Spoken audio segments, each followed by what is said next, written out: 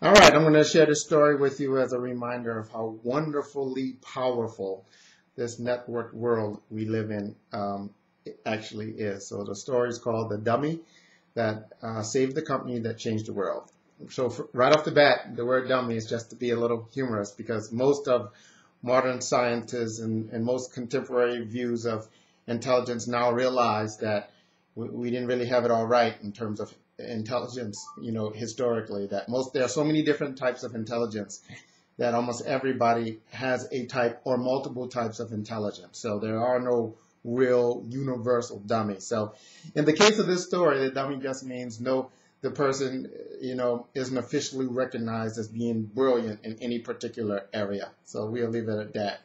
So anyway, one thing that the dummy did have in terms of great habits was he was very optimistic and enthusiastic, and he was very into helping other people. And he built that as a brand, basically. It's this person that was kind of like really energetic, and he took action, and he was a connector. He was a great networker. So he kind of built this brand as a good networker. There's people that knew people. And then one day, this company, in its quest to change the world, got stomped on a problem, and the person responsible for solving that problem, being at his wit's end and willing to try anything, he reached out to the dummy, and he basically sent the dummy a little email that basically said, "Hey, I know this isn't your area of expertise, but I have this problem, and I thought that it might be somebody in your network that might provide some help or insight." The dummy, being a dummy, looked at that question, and the guy was right. He didn't have a clue of what they should do to solve that problem. But the dummy did have a very keen insight and instinct into the character of his network. So he sent it out to the half a dozen or so people that he thought might be within the ballpark of providing an answer. And lo and behold, after a few hours or so, he got a text back, and he forwarded that text on to the person responsible for the project. And it was the answer. And that company did go on to solve the problem and change the world. So, in this example, the question I'm going to have you ponder is, well, who was really responsible for that world-changing event?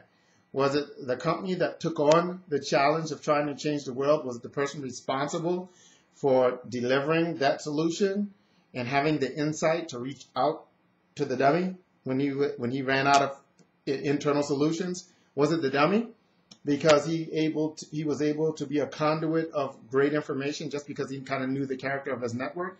Or was it the person that actually provided the solution?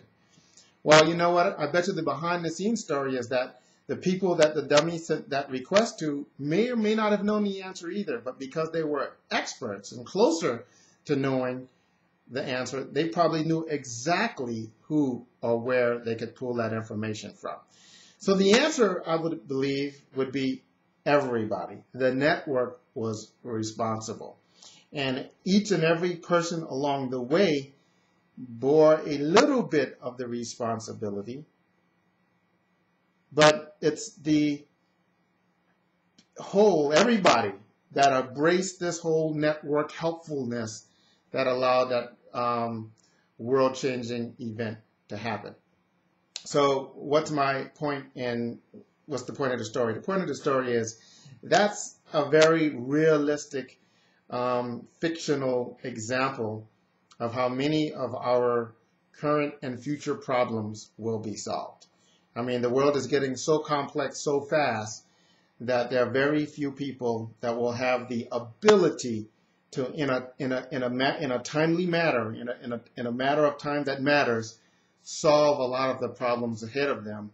But there are other people closer to those solutions. So it's our ability to stay cognizant of the fact that we live in a network. We're in a living network where information is always flowing around and through us.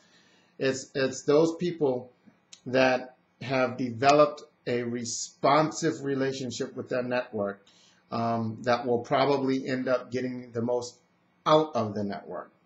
And in the case of my fictional story, even the dummies, right? Even as dummies, right? We'll see a dramatic and exponential growth in value that's proportionate to the size of our network's ability to respond. And that's an individual effort thing, right? Because there aren't multiple networks really. There's only one big massive human network. But what we call networks are kind of like these sub-connections that are in the context of a particular end or particular problem. So be the dummy, build your network, right? You wanna be surrounded by people that are smarter and more connected than you are. Be as helpful as you can, and have the intention to help people solve problems, even if you personally aren't the solution or have the answer. You can still be helpful. That's one of the beautiful things about being a part of this network.